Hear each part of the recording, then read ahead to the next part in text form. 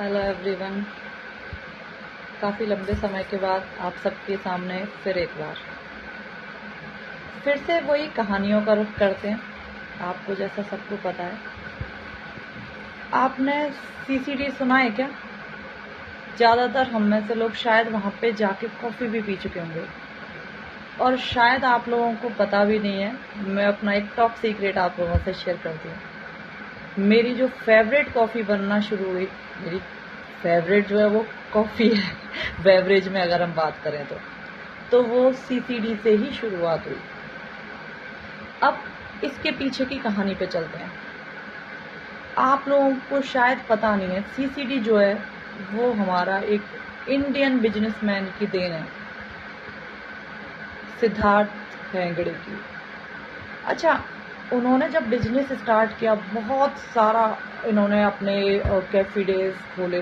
CCD हर जगह लगभग 1700 के आसपास आउटलेट्स थे, 25,000 एम्प्लॉय थे।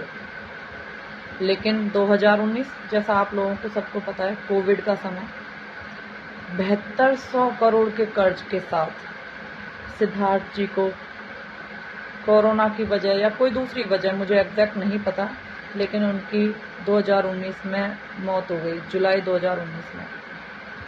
अब उनकी पत्नी, शायद आज आप लोगों ने उनका नाम भी सुना होगा, मालविका हेगड़े, सिर्फ एक हाउसवाइफ थी उस समय, जिन्होंने अपने परिवार में सिर्फ 2 बच्चों को पाला था और अपने चैन से गृहस्थी में जी रही थी। लेकिन अचानक हुई सिद्धार्थ जी की मौत ने उन्हें पूरी तरीके से बदल दिया। अब 1700 करोड़ के कर्ज के साथ जो सीसीडी की रेस्पॉन्सिबिलिटी थी वो मालविका जी के ऊपर आ गई, कंधों पे आ गई कह सकते हो। कोई उन्हें सीईओ का अनुभव नहीं, लेकिन फिर भी कर्जे से उन्होंने शुरुआत की।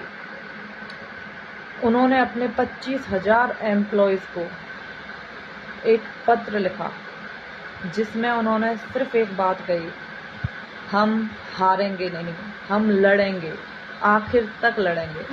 और मैं ये मानती हूँ यही लाइन हर एक उस महिला की है जिसे जीवन में शायद इतना बड़ा किसी बिजनेस का या किसी चुनौती का अनुभव नहीं होता, लेकिन फिर भी वो अपने एक परिवार के विश्वास के लिए, वो परिवार के वादे के लिए लड़ती है।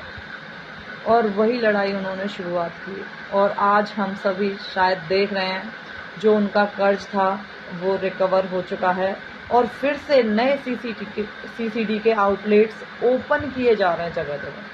जो 2019 तक 25,000 एम्प्लॉय थे, अब उनकी तादाद बढ़ चुकी है, उनकी संख्या बढ़ चुकी है। आज भी हम लोग सीसीडी का नाम जब भी सुनते हैं तो शायद मैं मानती हूँ आप लोगों को ये स्टोरी ज़रूर याद रहने वाली है। आई होप कि आप लोग आने वाले समय में मालविका हेगड़े जी को ज़रूर याद करोगे।